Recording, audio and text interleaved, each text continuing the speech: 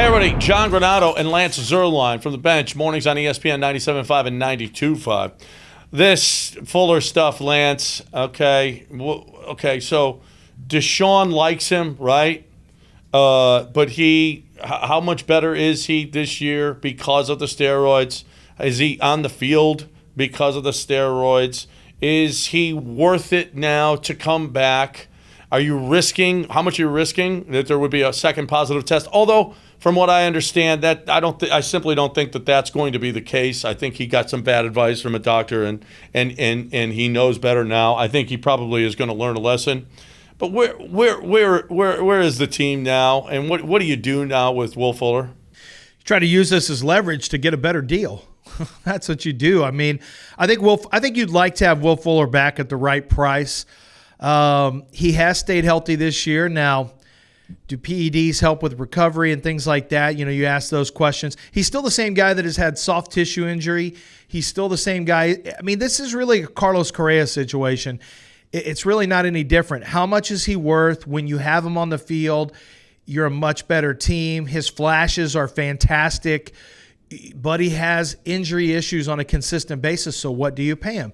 I think it's the same kind of question. The difference is you now have some leverage with Will Fuller where Carlos Correa has the leverage the other way around. So if you can use the leverage and get a favorable deal that maybe doesn't last long term, that maybe is like a 3-year window, maybe it even expires the same time that, or even a year earlier before Deshaun and the deal for Deshaun Watson and Laramie Tunsil's deal runs out, that's what you look to do. But I'm thinking somewhere in the neighborhood of maybe try to get it done for $14 million a year, and it's still a lot. It's still a lot, but the average of the top 10 wide receivers in the league is $15 million a year. So, you know, I think that's probably where it starts. You're probably going to have to. His agent's going to want to start it there. The question is, who else is going to pay that? Yeah, well, I think there are teams that are going to pay that. I really do. I think that Will Fuller is going to be very attractive on the market, despite all the stuff that we just talked about. I think so, too. He has shown flashes. He is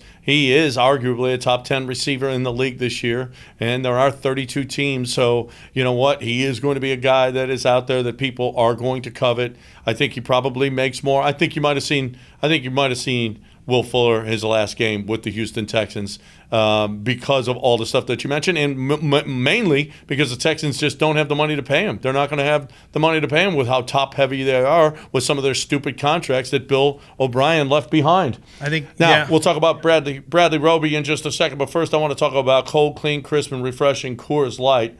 You see those blue mountains, baby? And I'm telling you, that is Texas chill.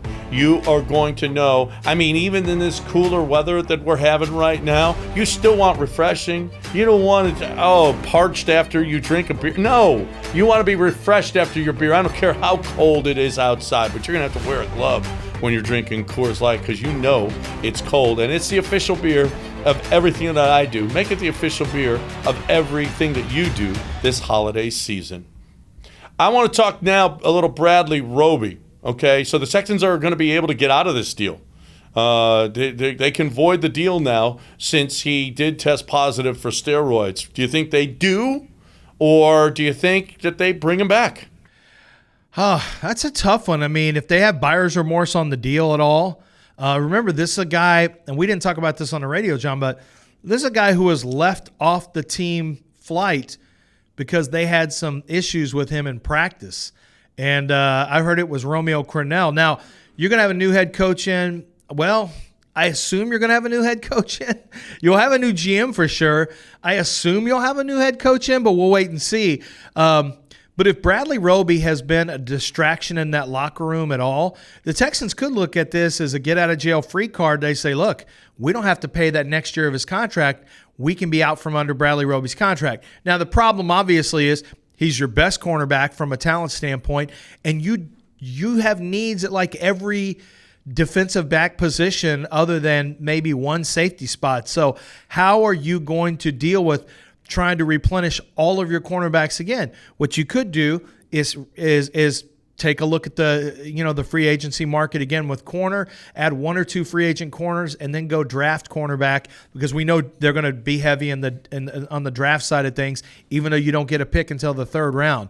But This is really going to be a matter of, are the Texans having buyer's remorse because of any potential attitude from Roby? Because if not, they're going to bring him back. Well, I'm going to say this. Maybe you've got an excuse for that blow-up that he had with Romeo Cornell. Maybe some of it was roid rage. Honestly, it could well be that he wasn't thinking straight, that roid rage is a real thing, and he blew up in practice. That's a real possibility. So if he's off the juice, and by the way, this is a relatively new thing, this doctor stuff that was happening. So I think all of the stuff that he did well beforehand, that you could say, well, he was on the juice. No, I think the juice is just something that was actually recently just introduced to him. So we know that he can still play. The problem with both of these guys, the new GM comes in, he's got to decide whether or not he keeps these guys. The problem with both of them is that, they're expensive, but they're actually some of your better players on the team. If you rank the players on the team, how good they are, your best players, it's going to be Deshaun, Tunsil, JJ will be up there, but these two guys are in the top 5. These two guys are in your top 5. Yeah. So are you going to get rid of 2 of your top 5 players this year? That's going to be awfully difficult, especially since, Roby at $10 million a year is actually, for a top cornerback in the league, not a top cornerback in the league, but a top cornerback on your team. That's not a bad price. No, you're basically potentially going to lose 2. Well, you make the decision on Roby. You don't have to let him go. But if you did, and if you let Will Fuller walk, and you almost have to if the price tag gets too high, then you're losing 2 more core players off your team to go with all the other core players that you've lost over the last 3 years under Bill O'Brien, under Jack Easterby.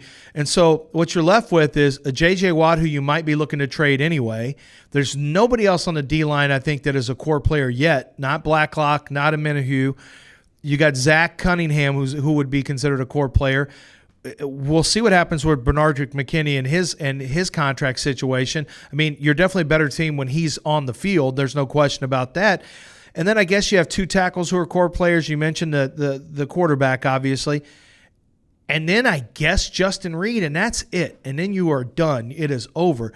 That is not enough. Those are not good enough pieces at core talent. Like, they need to all be Tunsil-level talents in that neighborhood or a little bit higher. It needs to be better than Zach Cunningham, better than Justin Reed.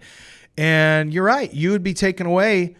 I mean, assuming J.J. Watt is gone either next year as a cap casualty or you trade him, I mean, what's left on defense in terms of core talent if you don't keep Roby? Actually, if there are two guys we always talk about, are you playing up to the value of your contract? And Roby's it's a $10 to $11 million a year guy that's actually, for a cornerback that can actually play, that's not a bad price. That's the Will rate. Fuller has been a good price. We'll see what it is going forward. If it's going to be 15, 16, 17 million, then I don't know about that. But you know what? He's actually been a value for you, a guy that's actually living up to his contract this year. So, yeah, that's 2 guys out of maybe 4 or 5 guys that are actually living up to their contracts that you would be eliminating. So that is a tough decision for this next GM.